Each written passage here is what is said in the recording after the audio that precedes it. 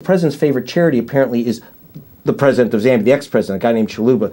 We went to where he spent $1 million at a boutique in Geneva, Switzerland. He bought 400 suits, 72 pairs of shoes because he's short. He had extra heels put on. The Zambian president? Yeah.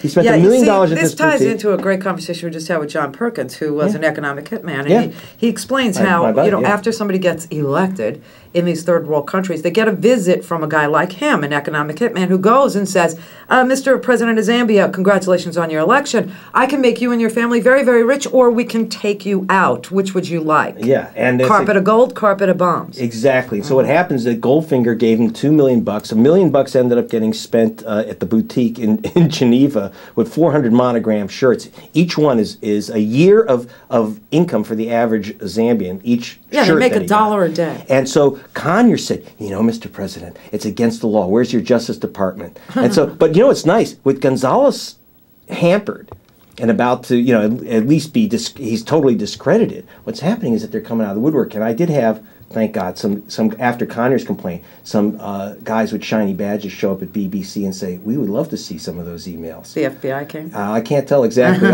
These countries owe a massive amount of money, often for bogus purchases, as Perkins explained, for military junk that never arrived, tractors from Romania that never arrived. They go bust, they can't pay it. So the debts, the loans that they put out are worth nothing because the U.S. government is owed most of the money. So the U.S. government says, we're going to be really nice. We're going to get out of the way on the condition you spend the money on AIDS medicine and education. They have to sign off AIDS money and education. The countries sign off, but now the vultures sweep in and say, well, now that they've got all this money from America, they can pay us. Well, there's a way to stop that in 1 second. The U.S. government, but it has to be the President of the United States under the U.S. Constitution. The President of the United States has to say that money is not for vultures. That money is earmarked specifically. It's the foreign policy of the United States to give that money for AIDS medicine. The vulture then went into a U.S. court and said, we want Zambia's money, Congo's money in the U.S. banks. Okay, that are in the U.S. banks. Well, they only have money in the U.S. banks because the U.S. has forgiven all of the U.S. debt owed by the Congo to the U.S. taxpayers. Congress voted for this at George Bush's request. But they can't touch that money in the Congo bank accounts unless the president says it's okay, because no one in America can sue a foreign government if the president of the United States says that interferes with his foreign policy. As you know very well, our president talks about interfering in his foreign policy. He does have some constitutional powers. But what he does is he turns aside. Bush and his guys turn aside and watch as his friends scarf up the money. And then, of course, a slice comes back to the Republican Party. Paul Singer's the #1 donor to the Republican Party in the state of New York, and that's saying quite a bit. That's a big bank account. That's a big sugar daddy. So Singer gave Rudy how much? So Singer is committed to raising at least $10 million to Rudy Giuliani. We know this, by the way, because, by the way, it's illegal to donate $10 million to a presidential campaign, Mr. Singer. I just want to remind you of that. You can give as much as you want to the party. $4,200. So what they do is they play games with bundling and parties and all kinds, soft money, all kinds of games, right? Mm-hmm. Well, but if you're caught at this subterfuge, that's also illegal, Mr. Singer. And that came out of documents, which I didn't get, but someone else was able to get out of the Rudy Giuliani campaign, Singer, $10 million. Let's just understand these vulture loans. The deal is Congo borrows money from a bank. Bank understands that, like you borrowed money for your house. Bank understands you're not going to pay your mortgage. We're going to foreclose.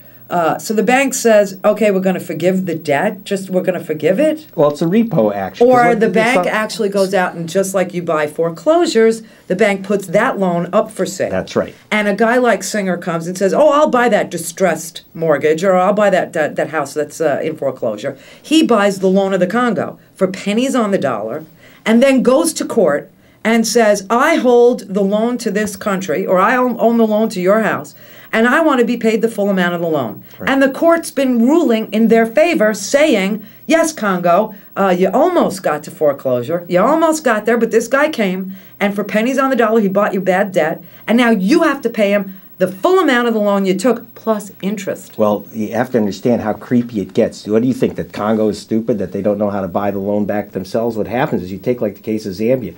We know that by paying $2 million to the president's so-called favorite charity, which ended up at the boutique, right? That the country itself would have taken the money, would have basically bought back the debt dirt cheap. So the president of the country actually is bribed so that they don't even compete in the bidding for the loan. They don't get in the way and say, okay, we'll take the deal. So what's happening is that there's massive corruption on both ends. But the thing is, U.S. law prohibits such corruption. And you have to understand that at the G8 meeting, the reason this came up is that the incoming Prime Minister of Britain, Gordon Brown, saw my report. He was steamed. The new Chancellor of Germany saw the report. She's steamed. You have to understand this goes out all over Europe. Right. And so they want to talk to little George about, it's your boys. What are you going to do about it?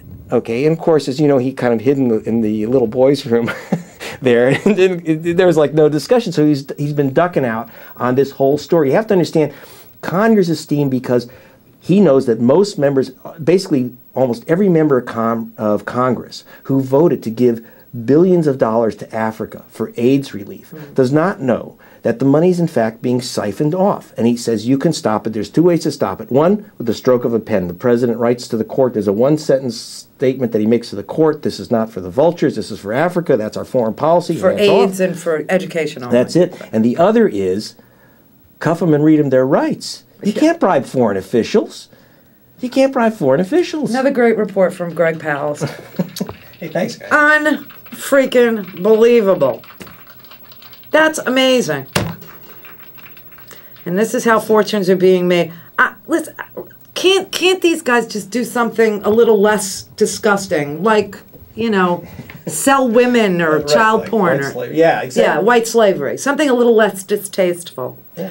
Thank you, Greg. This was an amazing report, and I can't believe... Well, I can believe that John... See, this explains... I got a phone call over the weekend from a group called Faith and Family, so that I would listen to a recording from Congressman J.D. Hayworth, who isn't a congressman anymore, attacking John Conyers for introducing hate crimes legislation that would include not just religion. They have to take out Conyers. And that's all this little woman was... Vulture stuff. Yeah, they know what's coming down the line. So now it all makes sense to me why they're going after John Conyers. Beautifully done. Thank you so much. Thank you.